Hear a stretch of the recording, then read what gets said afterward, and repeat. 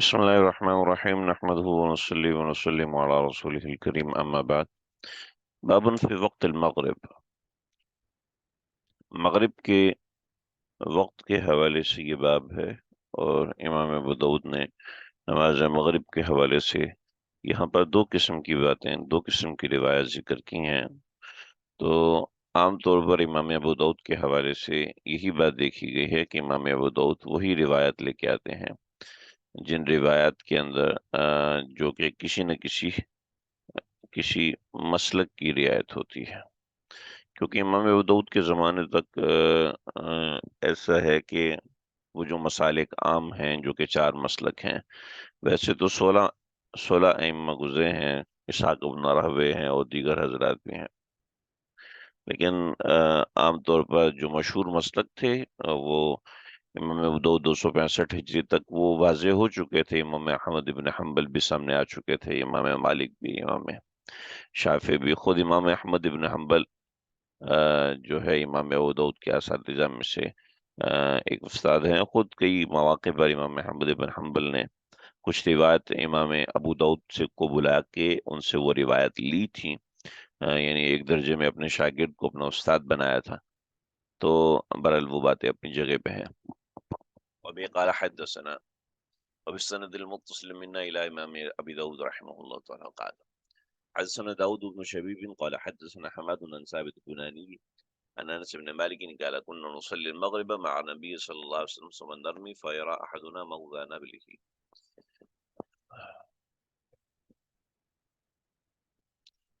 فرماتے ہیں کہ حضرت انس بن مالک رضی اللہ عنہ فرماتے ہیں قال كنا نصلي المغرب مع النبي صلی اللہ علیہ وسلم، ہم نبی اکرم صلی اللہ علیہ وسلم کے ساتھ نماز پڑھ رہے تھے.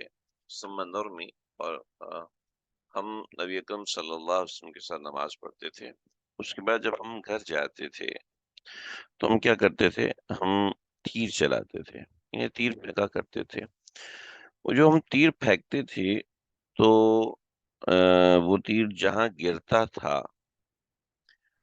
تو وہ گرنے کی جگہ، یعنی اتنی فاصلے پر ہونے کے باوجود ہم ہوا میں تیر چلاتے تھے، اور وہ گرنے کی جگہ جو جہاں پر وہ تیر گرا کرتا تھا، وہ جو تیر جس جگہ پر گرا کرتا تھا وہ جگہ اس کو کہتے ہیں موضع نبلی ہی.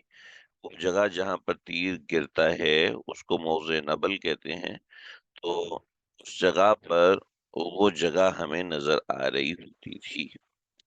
تو ثم نرمی، پھر ہم تیر چلاتے. نرمی رما یرمی سے ہے، تیر چلانے سے ہے. فیرا احدنا، اور تو ہم میں سے ہر کوئی دیکھ سکتا تھا موضع نبلہ، تیر کے گرنے کی جگہ کو. نبل مطلب جس جگہ ہم نے تیر ڈالا ہے، جس جگہ ہم نے تیر پھینکا ہے اس جگہ کو ہم دیکھ سکتے تھے، اس جگہ کو ہم دیکھ لیا کرتے تھے. تو یہ ہے.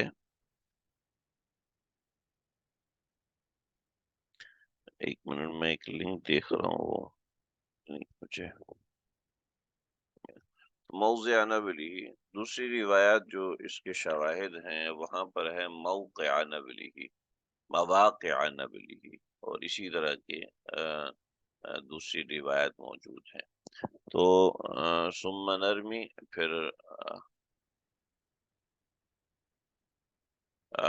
پھر ہم تیر پھینکتے تھے، اور ہم تیر پھینکنے کے بعد دیکھ لیتے تھے موقع نبلی کہ ہم جو ہے وہ جہاں تیر گرتا ہے اس جگہ کو دیکھ لیا کرتے تھے. ایک منٹ آپ رکیے گا.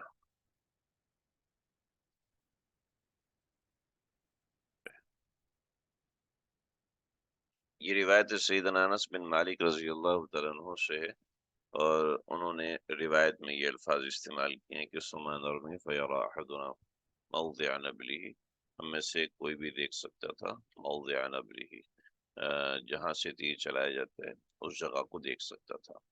یہ آپ کے سامنے اسکرین کھلی ہوگی، اگر آپ تھوڑا سا اس کے اوپر غور کریں تو اس کے نیچے شواہد کا بیان. باب وقت المغربی حدثنا داؤد بن شبیب، یہ وہی روایت ہے جو ہم ابھی پڑھ رہے ہیں اس روایت کو. وَلَهُ شواہد من حدیث رافع بن خدیج، اس حدیث کے جو شواہد ہیں وہ رافع بن خدیج کے شواہد ہیں. شاہد اس روایت کو کہتے ہیں، شاہد اس روایت کو کہتے ہیں کہ مفہوم وہی ہے، مفہوم وہی ہے، مفہوم سیم سیم ہے، لیکن جو روایت میں ہے اس میں تھوڑی سی تبدیلی ہے. جیسے یہ وَلَهُ شواہد من حدیث رافع بن خدیج الانصاری وحدیث احد الصحابہ وحدیث جابر بن عبداللہ. احادیث صحابہ کا مطلب ہے ایک اور صحابی کی روایت ہے. وحدیث جابر بن عبداللہ بن عمر بن الحرام الانصاری، یہ ایک اور صحابی. وحدیث زید بن خالد الجوہنی وحدیث قیس بن صائب، یہ پانچواں شاہد ہے. وکعب الانصاری، یہ چھٹا شاہد ہے. حدیث عبداللہ بن کعب، یہ ساتواں شاہد ہے. عبداللہ بن مسعود آٹھواں شاہد ہے. حدیث ابی طرف الحزلی نواں صحابی ہے. تو یہ 9 شواہد ہیں اس حدیث کے، 9 شواہد ہیں. ہم چلیں ایک شاہد اس میں سے ہم چیک کرتے ہیں کہ وہ شاہد کون سا ہے، اس سے ہمیں سمجھ میں آئے گی، اس سے ہمیں سمجھ میں آئے گی. یہ ہمارے سامنے ایک شاہد کھل گیا، اور اس شاہد کے ذریعے سے ہمیں سمجھ میں آئے گا کہ اس سے روایت میں کیا چینجز ہے. دیکھیے، حدثنا محمد بن عمران قال حدثنا، یہ روایت بخاری کے کتاب المواقیت الصلاۃ باب وقت المغرب کے اندر ہے. محمد بن مہران قال حدثنا الولید قال حدثنا زئی قال حدثنا ابو النجاشی صہیب مولا رافع بن خدیج، یہ مولا رافع بن خدیج قال سمعت رافع بن خدیج. رافع بن خدیج جو ہے وہ اس کے راوی ہیں. كنا نصلي المغرب مع النبي صلی اللہ علیہ وسلم فينصرف احدنا، ہم نبی کرم صلی اللہ علیہ وسلم کے ساتھ نماز پڑھا کرتے تھے. فينصرف احدنا، ہم میں سے کوئی ایک مرتا تھا. انه لا يبصر مواقع نبله، تو یہاں تھوڑی سی ثم نرمی فیرا احدنا موضع نبله، یہ الفاظ میں تھوڑی سی تبدیلی ہے، بٹ روایت وہی ہے. تو یہ جیسے یہ شاہد ہے، یہ بخاری میں موجود ہے. ٹھیک ہے. تو آپ حضرات امید ہے شاہد سمجھ چکے ہوں گے کہ شاہد کیا ہے، کہ روایت میں ملتا جلتا مفہوم مل رہا ہے لیکن روایت کسی اور صحابی سے. جیسے حضرت رافع بن خدیج کا یہ شاہد ہے، تو یہ احد الصحابہ تھی جس میں صحابی میں سے کسی صحابی کا ذکر ہے. وہ روایت سنن نسائی میں ہے. ثم يرجعون الى اهاليهم الى اقصى المدينة يرمون ويبصرون مواقع سهامهم، مواقع سهامهم یعنی مفہوم وہی ہے، لیکن مواقع سهامهم یہ الفاظ تھوڑے سے تبدیل ہو گئے. تو اس کو کہتے ہیں شاہد، شاہد حدیث. شاہد حدیث معنی یہ ہوتا ہے، شاہد حدیث کا معنی یہ ہوتا ہے. تو اس طریقے سے ایک روایت کے بہت سے شواہد ہوتے ہیں. جیسے اس روایت کے 9 شواہد ہیں، تو ہم کسی بھی روایت کا شاہد دیکھ سکتے ہیں، متابع دیکھ سکتے ہیں، تعلیقات تو مصنف خود ہی ذکر کر دیتے ہیں، تخریج کے تحت وہ سب چیزیں آ جاتی ہیں. تو آج ہم نے ایک مزید چیز سمجھی ہے کہ جس حدیث ایک حدیث ہے، اس حدیث کے ساتھ ایک نمبر پہ اس کی تخریج ہوتی ہے، پہلے نمبر پہ اس حدیث کی تخریج ہوتی ہے. جیسے کہ اگر ہم اس حدیث کی تخریج کرنا چاہیں تو ہمیں تخریج کے حوالے سے بہت سی چیزیں ملیں گی. اس حدیث کی جو تخریج ہے وہ اس میں کیا کیا معاملات ہوتے ہیں. تو ایک تو ہم حدیث کی تخریج کر سکتے ہیں، اور ایک ہم حدیث کے شواہد دیکھ سکتے ہیں. تو تخریج میں یہ ہوتا ہے کہ ان الفاظ کے ساتھ روایت کس کس کتاب میں ذکر کی گئی ہے. تو ان الفاظ کے ساتھ روایت جن جن کتابوں میں ذکر کی جاتی ہے وہ ہمارے سامنے وہ کتابیں تخریج کے اندر آ جاتی ہیں. اور جن جن کتابوں کے اندر ہمارے سامنے تخریج ہوتی ہے، اور جن جن کتابوں میں اس کے شواہد موجود ہوتے ہیں، وہ شواہد ہمارے سامنے آ سکتے ہیں. دیکھیں، اصل تو یہ روایت یہ ہے ثم نرمی فیرا احدنا موضع نبلی، جو ہمارے سامنے بھی دعود میں ہے. ٹھیک ہے. تو سب روایت اپنی جگہ پر اصل ہیں، سب روایت اپنی جگہ پر اہم ہیں. مفہوم اس کا یہی ہے ثم نرمی فیرا احدنا موضع نبلی. یہ جی، شاہد کا مطلب یہی ہے کہ کتنے صحابہ نے اس روایت کے مفہوم کو ذکر کیا ہے. ٹھیک ہے، اور تخریج یہ ہوتی ہے کہ اس روایت کے اندر جو ہے اس روایت کو نقل اسی الفاظ کے ساتھ کتنے لوگوں نے اس روایت کو نقل کیا، ٹھیک ہے جی، تو اس کو تخریج کہتے ہیں۔ ایک منٹ، جیسے مجھے یہ سافٹ ویئر میں نے ابھی استعمال کرنا شروع کیا ہے، تو مجھے اس کو ہر مرتبہ از سے نو کھولنا پڑتا ہے۔ جیسے یہ روایت ہے ہمارے سامنے روایت ہے، روایت نمبر 417۔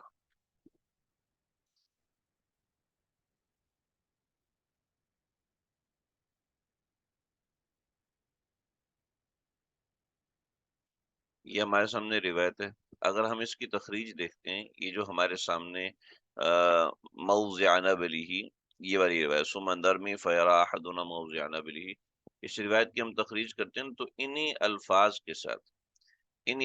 کے ساتھ یہ جو روایت ہے، اخرجہ ابن خزیمہ فی صحیحہ، ابن خزیمہ نے اس روایت کو نقل کیا، اور ابن خزیمہ سے جو روایت ہے یہ دیکھیے کہ انہم کانوا یصلون المغرب مع رسول اللہ صلی اللہ علیہ وسلم ثم یرجعون فیرا احدهم مواقع نبلہ، ٹھیک ہے، یہاں پر ہے موضع نبلہ، حضرت انس بن مالک رضی اللہ عنہ کی روایت ہے، ٹھیک ہے، اور تھوڑا سا اس کو دیکھیں، اس کو خریج الحدیث، تخریج حدیث ہے، ٹھیک ہے، حضرت انس بن مالک ہیں، حضرت انس بن مالک ہیں، دوسرے ثابت البنانی ہے، دوسرا ثابت البنانی ہے، تیسرا حماد بن سلمہ ہے، حماد بن سلمہ ہے، پھر اس میں ہے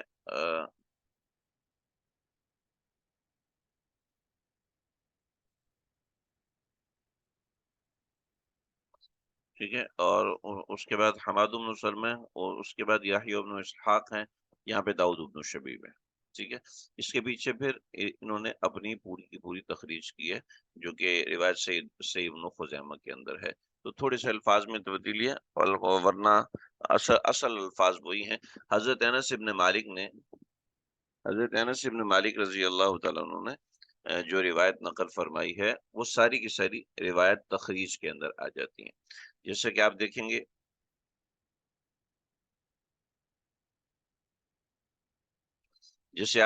کہ دوسری کچھ کتابیں ہیں، ان دوسری کتابوں میں یہ بھی ساری کی ساری روایت حضرت انس بن مالک سے، ان ثابت ان انس بن مالک كنا نصلي مع رسول اللہ صلی اللہ علیہ وسلم، تو تخریج میں یہ ہوتا ہے کہ ایک صحابی حضرت انس بن مالک سے وہی الفاظ کہ حضرت انس بن مالک سے وہی روایت کن کن الفاظ کے ساتھ منقول ہے، تخریج میں یہ ہوتا ہے، ٹھیک ہے جی، تخریج میں یہ ہے، حضرت انس بن مالک آپ اس میں دیکھ رہے ہیں، كنا نصلي مع رسول اللہ صلی اللہ علیہ وسلم ثم يجيء احدنا الى بني سلمہ، یہاں پر اس روایت میں بنی سلمہ کا اضافہ ہے، تو حضرت انس بن مالک، ٹھیک ہے، لیکن جو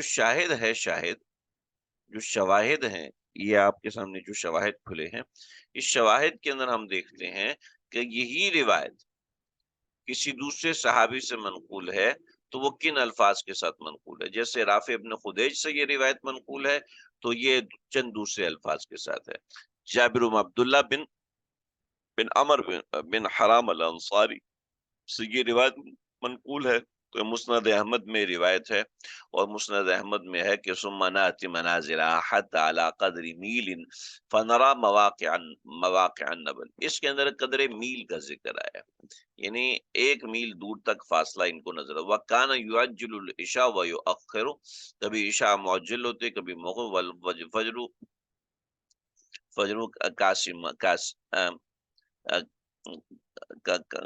قاسمیہ اور کانا یغلس بہا، یہ روایت کے الفاظ ہیں، تو میں تھوڑا سا آپ کو ان چیزوں کا آج تعارف کرانا چاہ رہا تھا کہ ہمارے سامنے یہ چیزیں ہوتی ہیں، تاکہ ایک اندازہ رہے کہ روایت میں کیا کیا مقامات ہوتے ہیں، کیا کیا چیزیں ہوتی ہیں، تو ثم نرمی فیرا احدنا موضع نبلہ، تو یہ روایت مسند امام ابو داؤد نے نقل کی ہے، اس کا مفہوم کیا ہے؟ اس کا مفہوم یہ ہے کہ صحابہ کرام نماز مغرب اتنا جلدی پڑھ لیا کرتے تھے، یعنی مغرب اتنی جلدی پڑھ لیا کرتے تھے کہ مغرب کہ وہ نماز پڑھ کے باہر نکلتے اور تیر چلاتے، اور تیر چلانے کے بعد تیر جہاں پہ گرتا تھا اس جگہ کو کہتے ہیں موضع نبلی یا مواقع نبلی، اس جگہ پہ جاتے، اس جگہ پہ تیر گرتا تھا، وہ جگہ ان کو نظر آ رہی ہوتی تھی۔ آگے دیکھیں، حدثنا عمرو بن علی عن صفان بن عیسیٰ عن یزید بن ابی عبید عن سلمة بن اکوع قال كان النبي صلی اللہ علیہ وسلم يصلي المغرب ساعة تغرب الشمس اذا غاب حاجبها، حاجبها کہتے ہیں سورج کا جو اوپر والا کنارہ، ٹھیک ہے، اذا غاب حاجبها جب سورج کا اوپر والا کنارہ غائب ہوتا، اب اس کے ساتھ ہی مغرب کی نماز ادا کر لیا کرتے تھے، یعنی سورج کا بالائے سرا و کنارہ دیکھنے والوں کی نظر سے غائب ہو جاتا، یعنی جب سورج کا پورا قرص ہے، اس کو سورج کی کا پورے قرص کو قرص کہتے ہیں یا ٹکیا کہتے ہیں، جب یہ سورج کا مکمل پارٹ غائب ہو جاتا، نظروں سے اوجھل ہو جاتا، تو اس وقت آپ صلی اللہ علیہ وسلم مغرب کی نماز فوراً کی فوراً ادا کر لیا کرتے۔ پیچھے بھی روایت گزری ہے، آپ حضرات نے دیکھا ہے کہ دو قسم کی روایت گزری ہیں، ایک میں فوراً نماز ادا کرنے کا ہے اور ایک میں کچھ دیر سے نماز ادا کرنے کا ہے، چنانچہ اگلی روایت اس کے حوالے سے۔ وبه قال حدثنا عبید اللہ بن عمر قال حدثنا يزيد بن زريع قال حدثنا محمد بن اسحاق قال حدثنا يزيد بن ابي حبيب عن مرصد بن عبد الله قال قدم علينا ابو ايوب غازيا وعقبة بن عامر يومئذ على مصر فاخر المغرب فقام اليه ابو ايوب فقال له ما هذه الصلاة يا عقبة؟ فقال شغلنا، قال اما سمعت رسول الله صلى الله عليه وسلم يقول لا تزال امتي بخير، او قال على فطرة ما لم يؤخر المغرب الى ان تشتبك النجوم۔ بڑی زبردست روایت ہے۔ حضرت مرثد ابن عبداللہ کہتے ہیں کہ حضرت ابو ایوب انصاری ہمارے پاس تشریف لائے، وہ سفر جہاد میں تھے، تو حضرت عقبہ بن عامر ان دنوں مصر کے حاکم تھے، انہوں نے مغرب کی نماز میں کچھ تاخیر کر دی، تو حضرت ابو ایوب انصاری رضی اللہ عنہ کھڑے ہوئے اور کہا کہ اے عقبہ یہ کیسی نماز ہے؟ کہا ہم کام میں تھے۔ کہا کہ رسول اللہ صلی اللہ علیہ وسلم کو فرماتے ہوئے نہیں سنا، میری امت اس وقت تک خیر پر رہے گی یا فطرت پر رہے گی جب تک مغرب کو مؤخر نہیں کرے گی کہ ستارے نکل آئے۔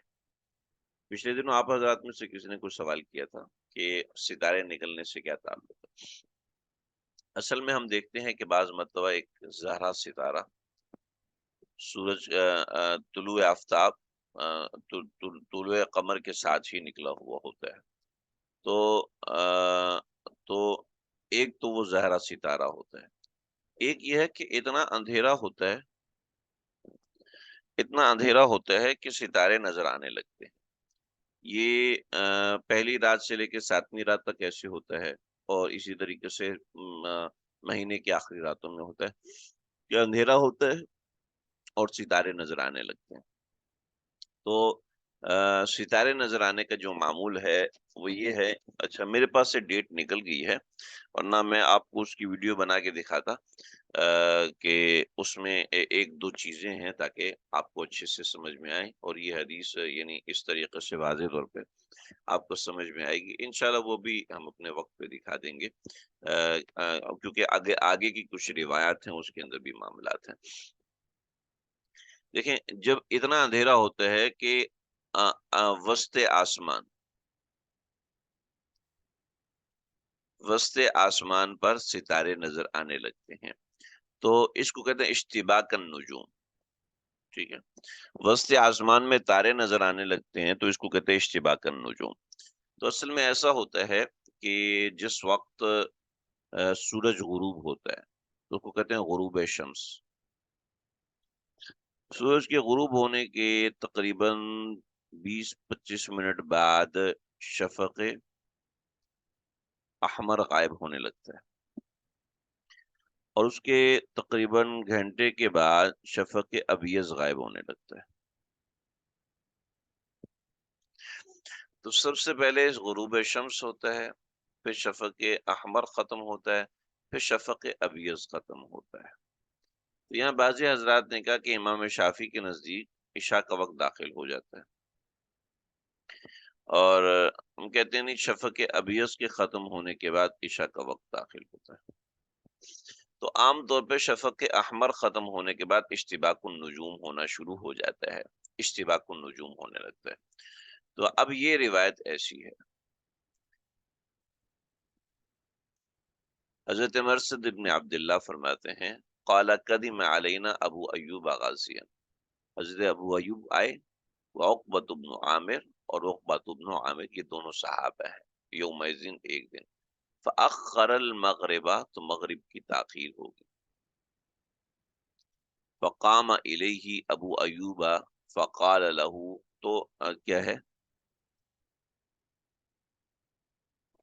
تو حضرت عقبۃ بن عامر نے مغرب کی نماز کو مؤخر کیا، جب مغرب کی نماز کو مؤخر کیا تو حضرت ابو ایوب انصاری کھڑے ہو گئے، فقال له ما هذه الصلاة، یہ کون سی نماز ہے عقبہ، فقالا، تو انہوں نے فرمایا شغلنا، ہم تھوڑے سے مشغول ہو گئے تھے اس وجہ سے مغرب تاخیر ہو گئی، قال اما سمعت رسول اللہ صلی اللہ علیہ وسلم یقول لا تزال امتی بخیر، میری امت میں سے خیر کبھی بھی نہیں جائے گی، اور قال علی الفطرہ، یہ میری امت فطرت پر رہے گی، ٹھیک ہے، ما لم یؤخر المغرب، جب تک وہ مغرب کو مؤخر نہ کرے، الا ان تشتبک النجوم، کہ ستارے طلوع ہونے تک مؤخر نہیں کرے گی، میری امت میں اس وقت تک خیر رہے گی۔ تو اشتباک النجوم شفق احمر کے غروب ہونے کے ساتھ ہی ہو جاتا ہے، تو اس سے مغرب کی نماز مؤخر ہو جاتی ہے، تو اس کے اوپر حضرت ابو ایوب انصاری رضی اللہ تعالیٰ عنہ نے تنبیہ فرمائی۔ لا الہ الا اللہ۔ تو اشتباک النجوم جو ہے، سورج کے ستارے جو ہے وہ چمکنے لگتے ہیں، نظر آنے لگتے ہیں۔ اصل میں بالاتفاق مغرب میں تعجیل افضل ہے، ٹھیک ہے جی، لیکن حضرت عطا،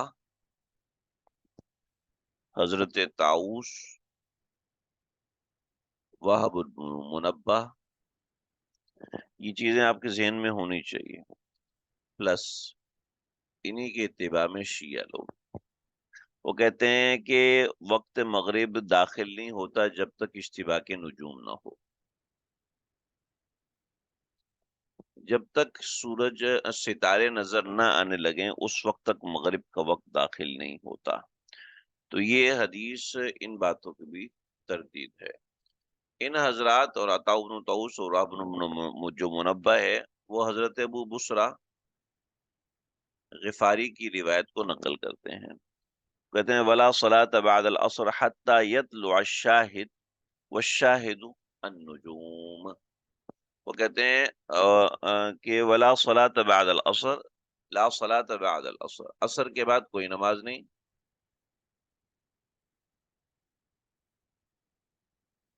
فرماتے لا صلاة بعد العصر، تھوڑا سا پڑھنے کی کوشش کر لیجئے، میری لکھائی اس میں ایسے ہی ہے، مجھے پریکٹس کا موقع نہیں ملا، حتی یطلع الشاہد، جب تک کہ کوئی گواہ نہ نظر آ جائے، جب تک کہ کوئی گواہ نہ نظر آ جائے۔ تو ان حضرات نے، حضرت عطا نے، حضرت طاؤس نے، وہب بن منبہ نے، یہاں یطلع الشاہد سے مراد اشتباک النجوم لیا ہے، کہ جب تک ستارے نظر نہ آنا شروع ہو جائیں، اور یہ روایت نسائی میں ذکر ہے، ٹھیک ہے، اور مزے کی بات ہے کہ نسائی، امام نسائی نے اس میں تاخیر المغرب کا باب باندھا ہے، تو تاخیر المغرب کا باب باندھا ہے، تو بات واضح ہے، چنانچہ اس سے سمجھ میں آ رہا ہے، اس سے سمجھ میں آ رہا ہے کہ نماز مغرب میں تاخیر ہونی چاہیے۔ تو امام طحاوی رحمۃ اللہ علیہ نے اس کا جواب دیا کہ یہ روایت اپنی جگہ پر صحیح ہے، نسائی کے اندر آپ یہ روایت پڑھیں گے، یہ روایت اپنی جگہ پر صحیح ہے، دوسری جگہوں پر بھی یہ روایت آئی ہوگی، تو یہ روایت اپنی جگہ پر صحیح ہے، اپنی جگہ پر درست ہے، لیکن مسئلہ یہ ہے کہ مغرب کی تعجیل کے حوالے سے جو روایات ہیں وہ شہیرہ ہیں، کثیرہ ہیں اور متواترہ ہیں، اور روایات متواترہ کے خلاف کوئی بھی روایت آتی ہے تو وہ قابل قبول نہیں ہوتی۔ وہب بن منبہ، طاؤس اور عطا اور جو شیعہ حضرات اس روایت سے استدلال کرتے ہیں وہ درست نہیں ہے۔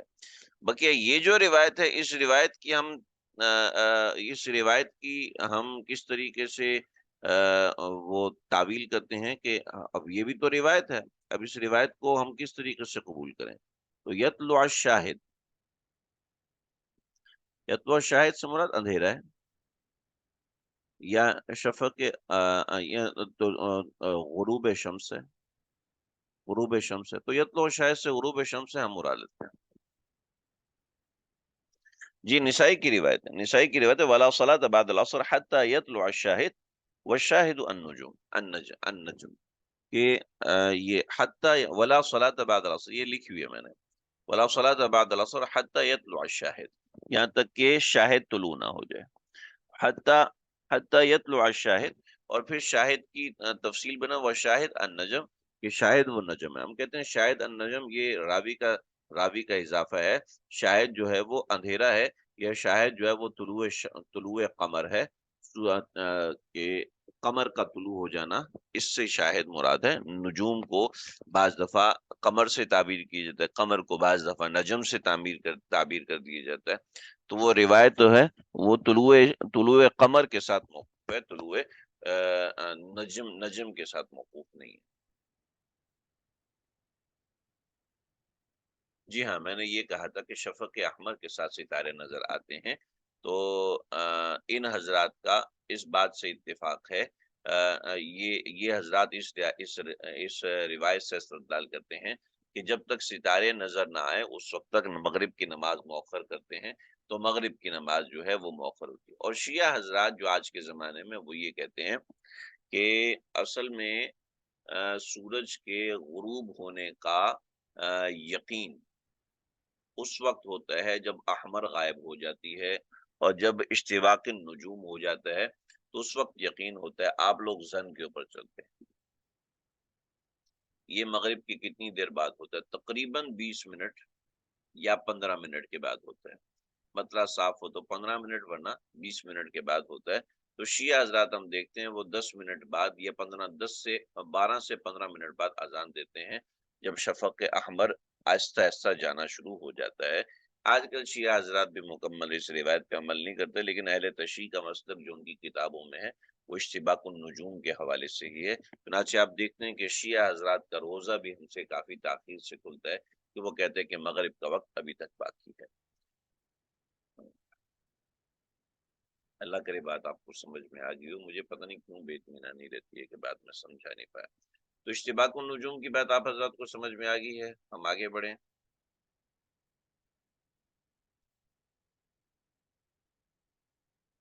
باب فی وقت صلاۃ العشاء الآخرہ،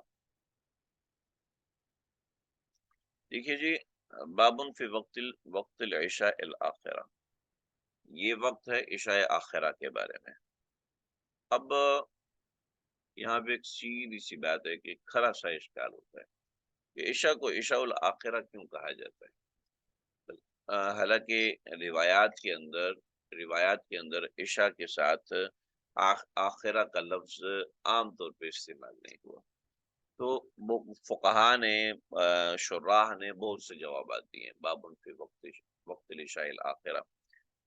میرا اس میں کسی بات سے جو ہے وہ تسلی نہیں ہوتی، تو چند باتیں ہیں وہ باتیں سمجھ میں آتی ہیں، میں آپ کو بتاؤں۔ پہلے عشاء کی نماز کو عتمہ کہتے تھے، عتمہ، ٹھیک ہے، اور مغرب کی نماز کو عشاء کہا کرتے تھے۔ پہلے عشاء کی نماز کو عتمہ کہتے تھے، اور عشاء کی نماز کو سوری عشاء کی نماز کو عتمہ کہتے تھے، اور مغرب کی نماز کو عشاء کہتے تھے۔ تو عشاء کا جو لفظ ہے نا وہ اندھیرا پھیلنے سے، اور عتمہ جو ہے وہ اندھیرا گہرا ہونے کا معنی ہے۔ بعد میں عتمہ کا لفظ استعمال کرنے کو منع قرار دے دیا گیا، اور عشاء کے لیے عشاء کا لفظ اور مغرب کے لیے غروب شمس کا لفظ استعمال ہونا شروع ہوا، ٹھیک ہے۔ تو یہ وجہ ہے کہ عام طور پہ محدثین نے عشاء کو عشاء الآخرہ کہہ دیا، لیکن بات ایسی نہیں ہے میرے خیال میں، اتنی تفصیل میں جانے کی اور یہ تفصیلات بتانے کی ضرورت نہیں ہے، بلکہ جو ہے اصل میں بعض روایت ایسی ہیں کہ جن روایات کے اندر عشاء کے لیے عشاء الآخرہ کا لفظ استعمال ہوا، اس وجہ سے اس کو عشاء الآخرہ کہہ دیا۔ جیسے کہ یہاں پر آپ کے سامنے سب سے پہلی روایت ہے عشاء الآخرہ تھی۔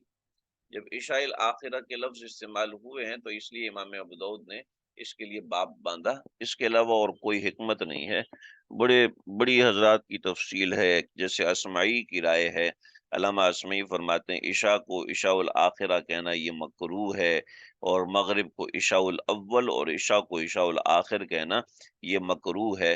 تو اسمعی رحمۃ اللہ علیہ فرماتے ہیں، تو ایک سیدھی سی بات ہے، جو الفاظ روایات میں آئے ہیں ویسے الفاظ مصطلحہ بن جائیں تو اس میں کوئی حرج کی بات نہیں ہوتی۔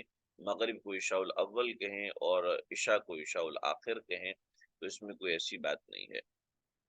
اور جب آپ صلی اللہ علیہ وسلم مغرب عشاء کی نماز ادا فرماتے تھے تو آپ صلی اللہ علیہ وسلم نے جو عام جو سبق دیا امت کو وہ عشاء کو مؤخر کرنے کا دیا۔ چنانچہ اب روایت کی طرف آئیے آپ۔ حدثنا مسدد قال وبه قال حدثنا مسدد قال حدثنا ابو عوانة عن ابي بشر عن بشير بن ثابت عن حبيب بن سالم عن نعمان بن بشير قال انا اعلم الناس بوقت هذه الصلاه، میں لوگوں میں اس نماز کے وقت کو سب سے زیادہ بہتر جانتا ہوں۔ کون سی نماز؟ صلاۃ العشاء الاخرہ، صلاۃ عشاء آخرہ۔ کان رسول اللہ صلی اللہ علیہ وسلم یصلیھا، آپ صلی اللہ علیہ وسلم اس نماز کو ادا فرمایا کرتے تھے لسقوط القمر لثالثۃ، لسقوط القمر، آپ اس نماز کو اتنا مؤخر فرماتے تھے لسقوط القمر کہ چاند جو ہے لسقوط القمر لثالثۃ، جب سقوط قمر ہو جاتا، سقوط قمر کیا ہے؟ سقوط قمر یہ ہے کہ چاند نکلے اور غروب ہو جائے، ٹھیک ہے؟ چاند نکلے اور غروب ہو جائے تو لسقوط القمری، چاند کے غروب ہونے کے ساتھ، لسقوط القمری ای لغروب القمری، لثالثۃ تیسری رات، یعنی پہلی رات جو چاند غروب ہو جاتا ہے وہ فوراً غروب ہو جاتا ہے، دوسری رات تھوڑا سا مؤخر ہوتا ہے، تیسری رات تھوڑا سا اور مؤخر ہوتا ہے۔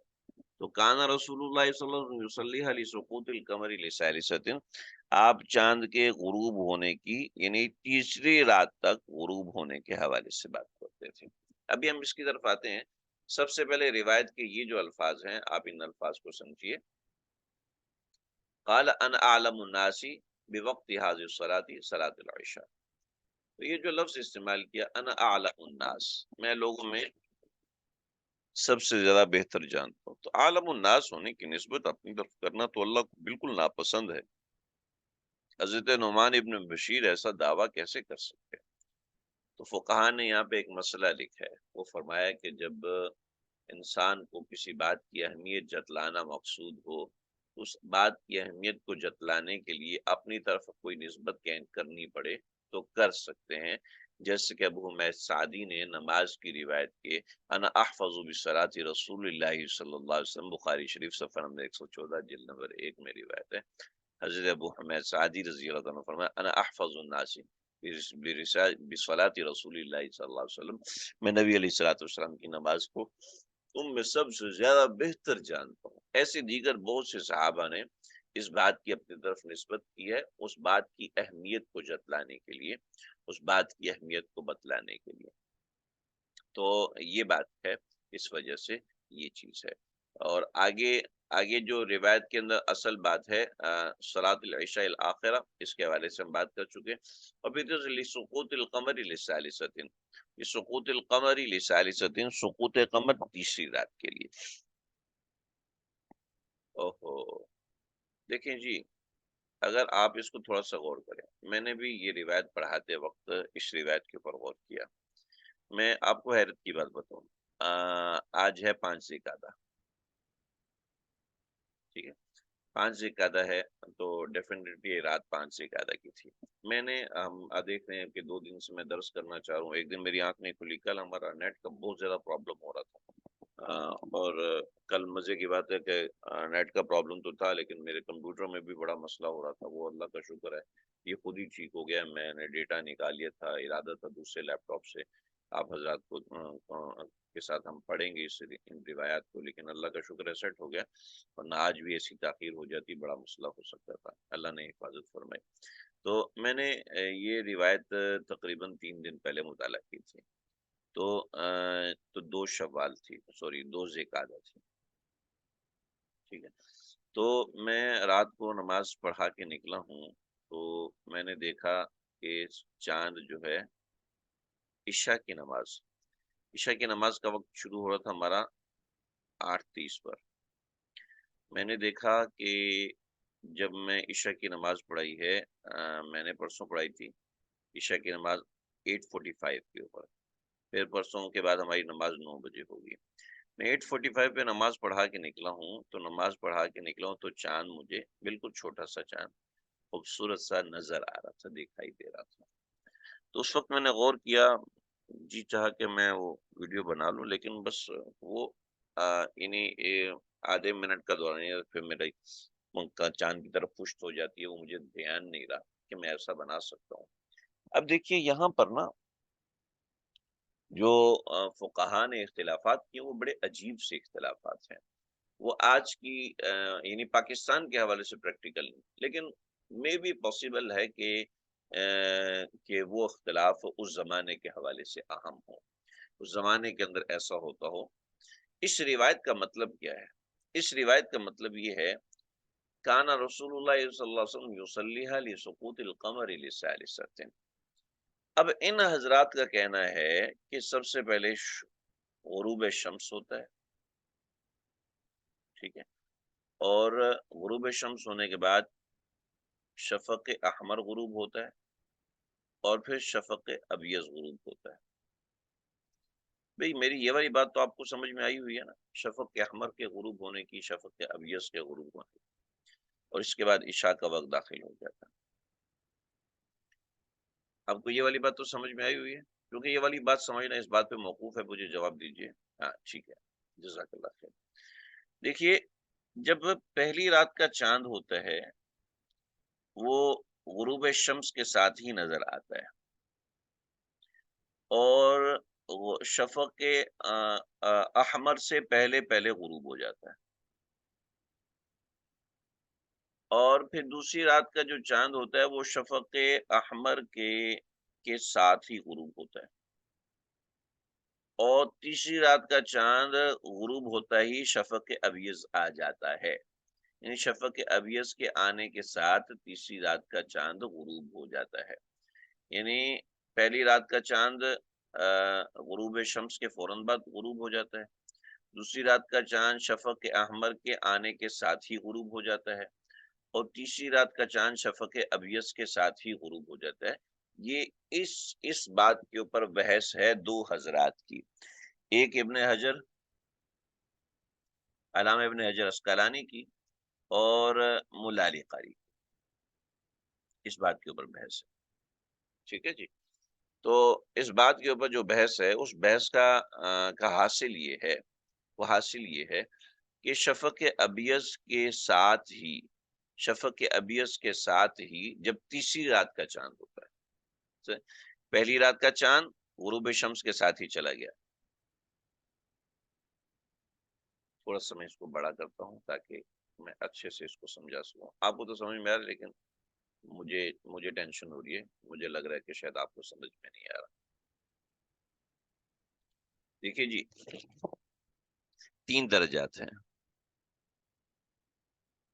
غروب شمس،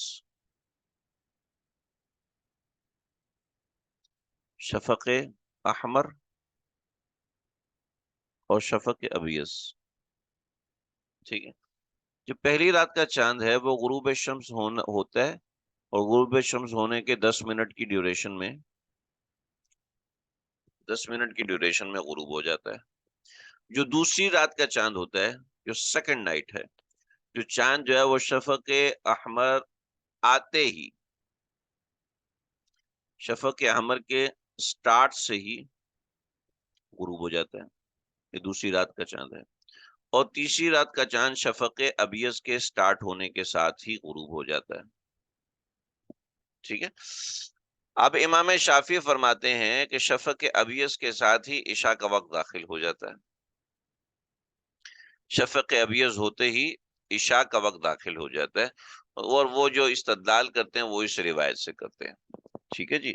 کہ کان رسول اللہ صلی اللہ علیہ وسلم یصلی علی سقوط القمر لثالثۃ. تو وہ فرماتے ہیں کہ یہ. اب ابن حجر اسقلانی فرماتے ہیں کہ دیکھو اس روایت میں شوافع کا استدلال ہے. اس کے مقابلے میں ملا علی قاری فرماتے ہیں کہ نہیں بھی ایسا نہیں ہوتا. یہ جو آپ فرما رہے ہیں نا ایسا نہیں ہوتا، بلکہ پہلی رات کا چاند جو ہے وہ شفق احمر کے آنے کے ساتھ غروب ہوتا ہے. دوسری رات کا چاند شفق احمر کے ختم ہونے کے ساتھ غروب ہوتا ہے. اور تیسری رات کا چاند غروب شفق ابیض کے ساتھ غروب ہوتا ہے. تو ملا علی قاری یہ فرما رہے ہیں. ملا علی قاری فرماتے ہیں جیسے غروب شمس ہوتا ہے پہلی رات کا چاند غائب ہو جاتا ہے. پھر فرماتے ہیں جیسے شفق احمر ہوتا ہے دوسری رات کا چاند غائب ہو جاتا ہے. اور جیسے شفق ابیض ختم ہوتا ہے تو تیسری رات کا چاند غائب ہو جاتا ہے. تو ملا علی قاری یہ بات فرما رہے ہیں. ٹھیک ہے جی. بات سمجھ میں آئے گی. تھوڑی سی ایک مشکل سی بات ہے، اللہ کرے سمجھ میں آ رہی ہو. مجھے بتائیے آپ کو بات سمجھ میں آ گئی جو ملا علی قاری فرما رہے ہیں. ابن حجر اسقلانی اوپر کی بات فرما رہے ہیں اور ملا علی قاری نیچے کی بات فرما رہے ہیں. سمجھ میں آئی ہو تو بتائیں، نہیں سمجھ میں آئی تو بتائیں کہ نہیں سمجھ میں آئی، میں دوبارہ سمجھا دوں. ٹھیک ہے جی. جزاک اللہ خیر. اب دیکھیے اب اس روایت کے اندر جو بات ہے تو شوافع کا مسلک اپنے حساب سے ثابت ہو رہا ہے، حنفیہ کا مسلک اپنے حساب سے ثابت ہو رہا ہے. فرسٹ یہ ہے کہ غروب شمس ہونے کے 10 منٹ کے بعد سورج طلوع ہو جاتا ہے. ابن حجر اسقلانی فرماتے ہیں. اچھا فرق کیا ہے؟ فرق یہ ہے، یہ فرماتے ہیں غروب شمس کے 10 منٹ کے اندر اندر ختم ہو جاتا ہے. ہم کہتے ہیں نہیں، ملا علی قاری فرماتے ہیں غروب شمس کے 10 منٹ کے اندر اندر نہیں ختم ہوتا، بلکہ شفق احمر کے سٹارٹ ہونے تک ختم ہوتا ہے. پہلی رات کا چاند شفق احمر کے سٹارٹ ہونے تک رہتا ہے، اس کے بعد غائب ہوتا ہے. اور ہم کہتے ہیں دوسری رات کا چاند شفق احمر کے رہنے تک رہتا ہے، اور تیسری رات کا چاند شفق ابیض کے رہنے تک رہتا ہے. وہ کہتے ہیں نہیں، بلکہ غروب شمس کے ساتھ ہی پہلی رات کا چاند ختم ہو جاتا ہے، پھر شفق احمر کے ہونے کے ساتھ ہی دوسری رات کا چاند ختم ہو جاتا ہے، اور شفق ابیض سٹارٹ ہوتا ہے تو چاند ختم. ہم یہ پوائنٹ بنا رہے ہیں اور وہ یہ پوائنٹ بنا رہے ہیں. ٹھیک ہے. وہ یہ پوائنٹ بنا رہے ہیں اور ہم یہ پوائنٹ بنا رہے ہیں. ٹھیک ہے. ہمارا پوائنٹ نیچے ہے، ان کا پوائنٹ اوپر ہے. بات سمجھ رہے ہیں آپ لوگ؟ تو وہ کہہ رہے ہیں کہ پہلے ہے، ہم کہہ رہے ہیں مؤخر ہے. تو اس سے ایک ہی روایت ہے، اور ایک ہی روایت کے تحت جو مشاہدہ ہے اس مشاہدے کے اندر اتنا فرق ہے کہ ایک سے ایک کا مسلک ثابت ہو رہا ہے، دوسرے سے دوسرے کا مسلک ثابت ہو رہا ہے. اب دیکھیے حدیث کا سمجھنے کے حوالے سے کیسی برکتیں ہیں اور کیسی عجیب و غریب چیزیں ہیں. اللہ کرے میں آپ کو سمجھا پا رہا ہوں.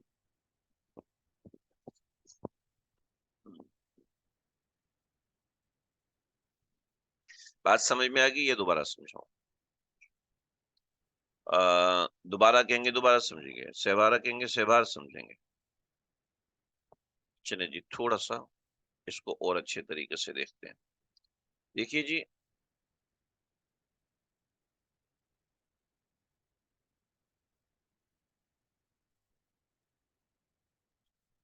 بس مجھے ڈر ہے آپ لوگوں کے لیے اریٹیٹنگ نہ ہو.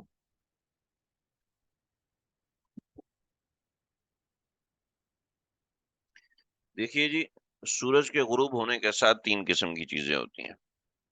پہلی چیز ہوتی ہے غروب شمس، دوسری چیز ہوتی ہے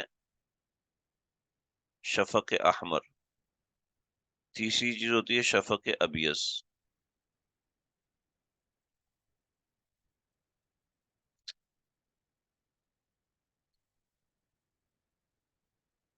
یار مجھ سے لائن غلط غلط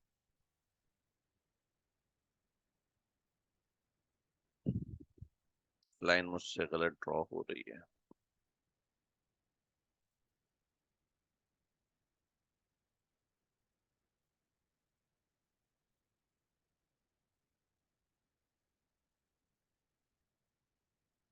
یہ دوسرا سیکشن ہے اور معذرت یہ تیسرا سیکشن. لا الہ الا اللہ. غروب یہ ہوا اور یہ شفق احمر ہوا اور یہ شفق ابیض ہوا. ٹھیک ہے جی. اب اس میں دو قسم کے مسلک آگے.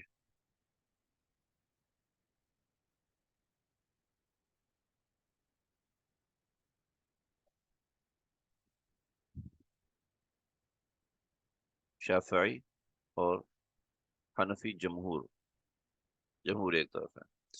کیا کہتے ہیں؟ کہتے ہیں کہ غروب کے 10 منٹ کے اندر اندر پہلی رات کا چاند غروب ہو جاتا ہے. دوسری رات کا چاند شفق احمر کے سٹارٹنگ پوائنٹ پر. دوسری رات کا چاند سٹارٹنگ پوائنٹ پر دوسری رات کا چاند اور شفق ابیض کے سٹارٹنگ پوائنٹ پر تیسری رات کا چاند جو ہے وہ غروب ہو جاتا ہے. تو پہلی رات کا چاند 10 منٹ کے اندر اندر غروب ہوتا ہے. دوسری رات کا چاند شفق احمر کے آتے ہی غروب ہو جاتا ہے. تیسری رات کا چاند شفق ابیض کے آتے ہی غروب ہو جاتا ہے. لہذا عشاء کا وقت یہ ہے. ٹھیک ہے جی. چنانچہ کان رسول اللہ صلی اللہ علیہ وسلم یصلیھا لسقوط القمر لسالسۃ. آپ نماز ادا فرماتے تھے جب تیسری رات کا چاند غروب ہو جاتا تھا اس کے فوراً بعد ہی. چنانچہ فرماتے شفق ابیض کے آتے ہی عشاء کا وقت داخل ہو جاتا ہے. امام شافعی فرماتے ہیں. ہم کہتے ہیں نہیں.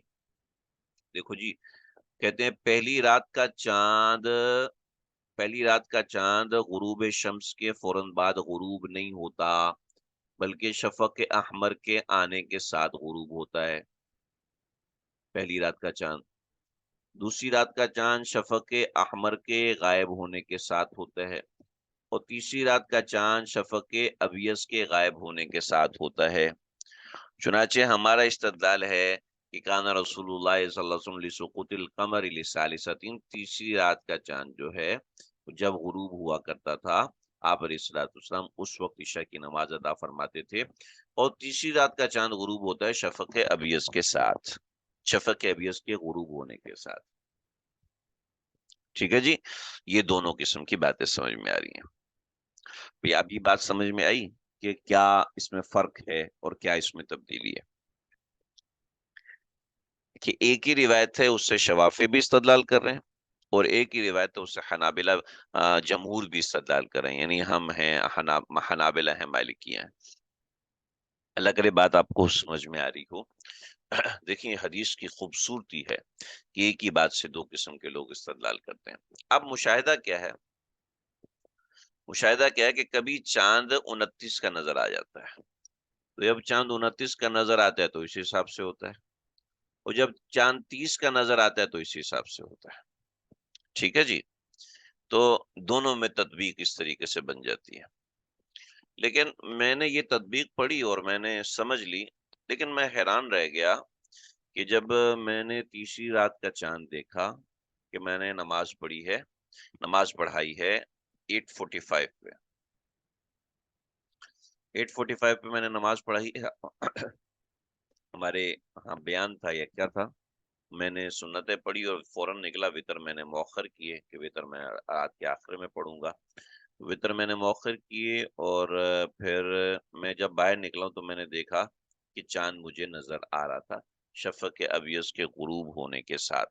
تو اس سے تھوڑا سی یہ بات سمجھ میں آئی کہ یہ علاقہ وائز معاملات ہوتے ہیں. ہو سکتا ہے اس زمانے میں اس طرح کی چیز ہو لیکن امید ہے کہ یہ بات آپ کو سمجھ میں آ گئی ہوگی. اس میں بنیادی موٹی موٹی چیزیں ہیں جو میں نے ذکر کر دی. حنفیہ اور جمہور دیر تک پڑھ سکتے ہیں مغرب. جی ہاں پڑھ سکتے ہیں مغرب لیکن تاجیل افضل ہے. مغرب میں تاجیل افضل ہے. چلے جی آگے ہیں. وبه قال حدثنا عثمان بن ابي شيبه قال حدثنا جرير عن منصور عن الحكم عن نافع عن عبد الله بن عمر رضی اللہ عنہما قال مکثنا ذات لیلۃ، ہم رات تک انتظار کر رہے تھے، ننتظر رسول اللہ صلی اللہ علیہ وسلم، ہم آپ صلی اللہ علیہ وسلم کا انتظار کر رہے تھے، لصلاۃ العشاء، نماز عشاء کے لیے، فخرج علینا، آپ ہمارے اوپر نکلے، آپ ہمارے اوپر تشریف لائے، ذهب ثلث اللیل، رات کا تیسرا حصہ گزر چکا تھا، او بعدہ، یہ اس کے بھی بعد تھا، فلا ندری اشیء شغلہ، ہمیں نہیں معلوم تھا کہ کسی چیز نے آپ صلی اللہ علیہ وسلم کو مشغول کر دیا، ام غیر ذالک، یا کسی اور بات نے آپ کو مشغول کیا، فقال حین خرج، تو آپ جب نکلے تو فرمایا، اتنتظرون هذه الصلاة، اتنتظرون هذه الصلاة، کیا تم اس نماز کا انتظار کر رہے ہو، لولا ان تثقل على امتی، اگر میری امت پر یہ بات مشقت آمیز نہ ہوتی، تو صلیت بہم، لصلیت بہم هذه الساعة، تو میں اس وقت میں یہ نماز ادا کرتا، ثم امر المؤذن، پھر مؤذن کو حکم دیا، فاقام الصلاة، اور پھر آپ نے نماز کو قائم کیا کہ مؤذن نے اذان دی، اس کے بعد عشاء کی نماز کھڑی کی، یعنی رات کے تہائی حصے تک، فخرج الینا حین ذهب ثلث اللیل، آپ ہمارے اوپر تشریف لائے، آپ باہر نکلے، ذهب ثلث اللیل، رات کا تیسرا حصہ گزر چکا تھا، او بعدہ، یہ تیسرے حصے کے بھی بعد کا تھا۔ آپ ڈائریکٹلی میسج لکھ دیا کریں، میسج ٹائپ کر دیا کریں، تاکہ جو ہے وہ کوئی ریز ہینڈ کرنے کی ضرورت نہیں ہے، شاید غلطی سے ریز ہینڈ آپ نے کر دیا۔ تو دیکھیے جی، آپ صلی اللہ علیہ وسلم نے رات کا تیسرا، امام شافعی فرماتے ہیں کہ تاجیل افضل ہے عشاء کے اندر۔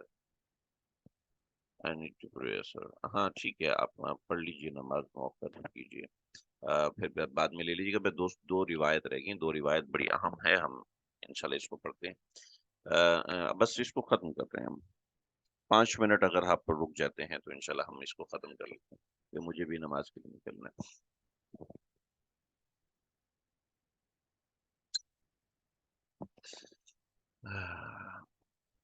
امام شافعی فرماتے ہیں کہ عشاء اول وقت میں افضل ہے،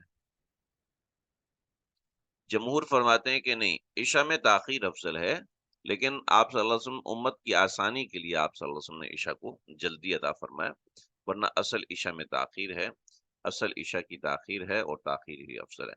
ابھی قال حدثنا عمرو بن عثمان الحمصی قال حدثنا ابی قال حدثنا حریز عن راشد بن سعد عن عاصم بن حمید السکونی انه سمع معاذ بن جبل رضی اللہ عنہ یقول ارتقبنا النبی صلی اللہ ارتقبنا النبی صلی اللہ علیہ وسلم فی صلاة العتمة فأخر، آپ صلی اللہ علیہ وسلم نے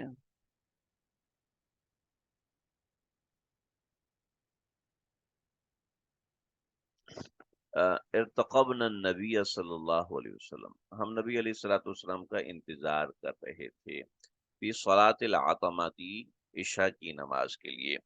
دیکھیں یہاں اس روایت میں ارتقبنا النبی صلی اللہ علیہ وسلم ہے، لیکن جو دوسری روایت میں حضرت معاذ بن جبل ہی کی روایات ہیں، ان دوسری روایت کے اندر جو الفاظ ہیں وہ اوقینا ہے، ٹھیک ہے، اوقینا ہے، تو دونوں ہی الفاظ جو ہیں مختلف نسخوں میں ہیں، فأخر، آپ نے مؤخر کی، حتی ظن الظان انہ لیس بخارج، یہاں تک کہ ہمیں یہ گمان ہونے لگا کہ آپ صلی اللہ علیہ وسلم باہر نکلیں گے، والقائل منا یقول،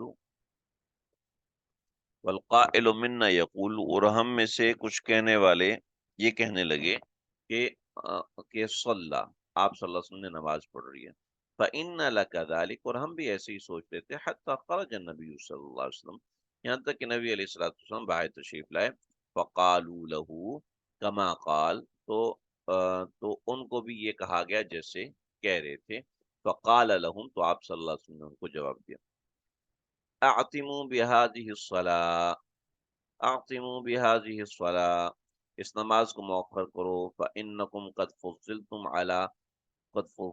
بها على سائر الامم، اس لیے کہ تمہیں فضیلت دی گئی ہے تمام امتوں پر، علی سائر الامم لم تصلیھا امت قبلکم، تم سے پہلے کسی امت نے عشاء کی نماز نہیں پڑھی، یعنی عشاء کی نماز ایسی نماز ہے جو اللہ نے اس سے پہلے کسی امت کو نہیں دی۔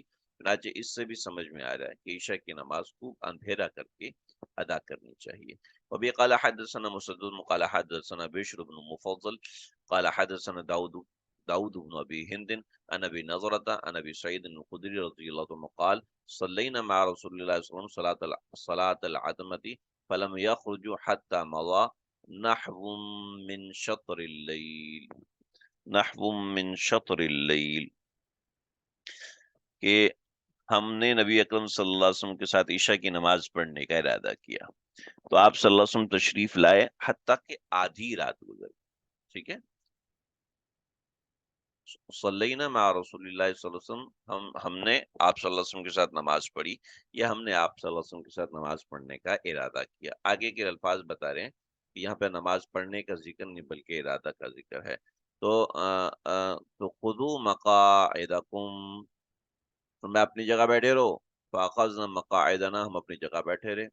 پھر آپ نے فرمایا ان الناس قد صلوا، بہت سے لوگ ہیں انہوں نے نمازیں پڑھ لی ہیں، ہو سکتا ہے انہوں نے اپنی دوسری مسجدوں میں جو ان کے قریب مساجد تھیں اس میں نمازیں پڑھ لی ہوں، جیسے کہ فقہاء کرام نے ذکر کیا انکم لن تزالوا فی صلاۃ ما انتظرتم الصلاۃ،